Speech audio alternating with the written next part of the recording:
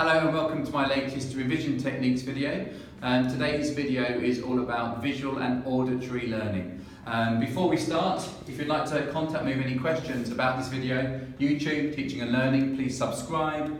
Email is oliverfurnival@gmail.com and you can follow me on Twitter at ibcoordinator_. This video is the third in my series of revision techniques which are geared to help students prepare for written examinations or any types of examinations through from GCSE up to A-level, IB diploma programme and even on to university.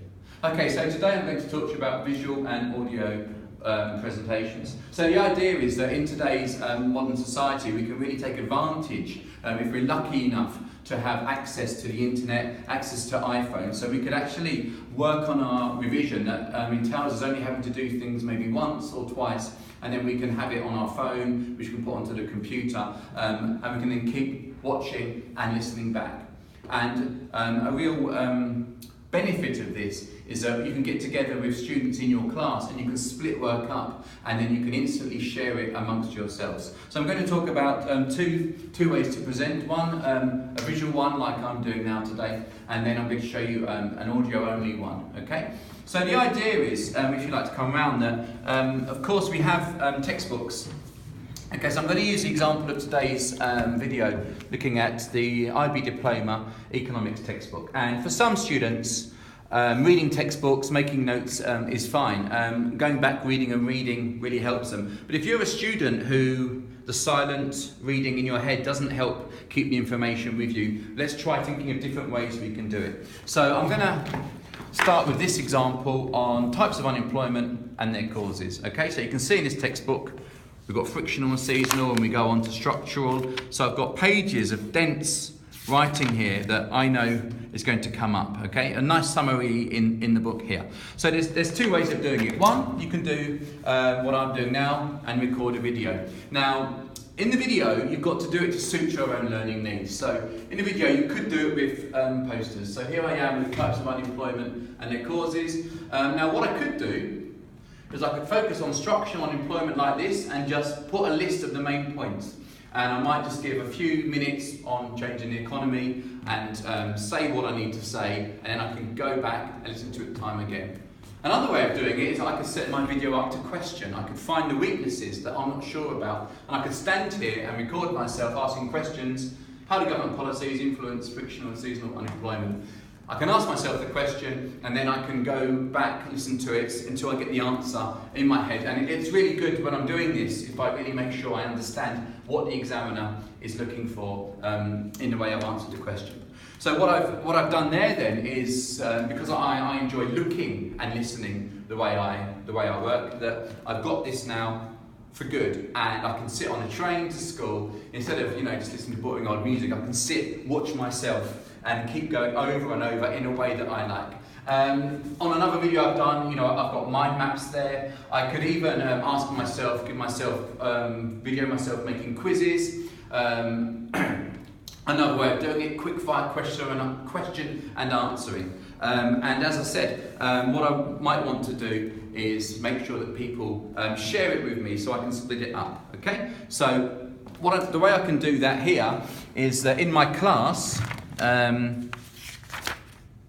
I can agree with different students in my class that I'm going to make a presentation on this part, and then I can make sure that maybe what I'm good at or what I actually need to go over, that students in my class have chosen things that suit us. So what we do is we split it up nicely. I've got 4 ways here. So there's 4 groups in the class. So what I might want to do is what I've just presented to you, but also what I can do, if I'm lucky enough to have an iPhone here, is I can go onto my iPhone and something here called voice memo, okay? And I can decide to record myself speaking frictional and seasonal unemployment. So I'm simply now recording my speech and I'm going to read through what I need to know. How I learn, I might want to summarise, I might want to even put questions again at the end, okay? And then when I've stopped that, I press stop there, okay, I've done, and I'm going to now call it a name. Okay. Frictional and seasonal unemployment. Okay. So I've now got that. Okay. I save it. And if I go here, you can see on my iPhone, press this button here, and I can airdrop it. What happens is, what I can do now is that I can, with my 3 other friends, is that I can now send that to them automatically. So in a bigger class, I can break it up more, and you can even do one piece of work for the 19, 20 in your class. And what I then got is a whole library of information here. And the good thing is that this information now is portable, okay? So not only do I prefer watching and I prefer listening than I do reading books, but if you just look at the size of really heavy economics textbook against my phone, I can use this throughout the day. I can use this on the train to school, as I said before. I can do it in bed at night. I can just sit and listen and doze off to sleep, listening to myself talk about economics. I can pretty much use this wherever I like, and also as many times as I like, okay?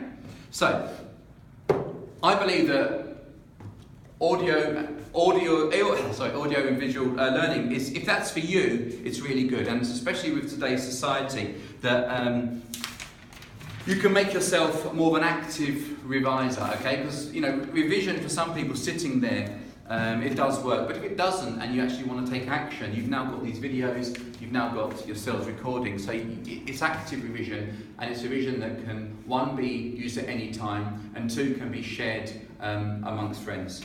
I think that's all the notes I've covered for this video. I hope that it's given you some ideas in how to revise. Very quick, very easy. Make sure that it's done to the style that suits you as a learner, okay? Because revision doesn't need to be something that's really boring. If you're a listener, get listening on the phone, do it now. Thank you very much. Just to let you know that these revision ideas all come from Revision Techniques document that I've created. So if you would like to have this document, please drop me a line at any of the addresses, any of the ways of getting in contact today. Thank you for listening.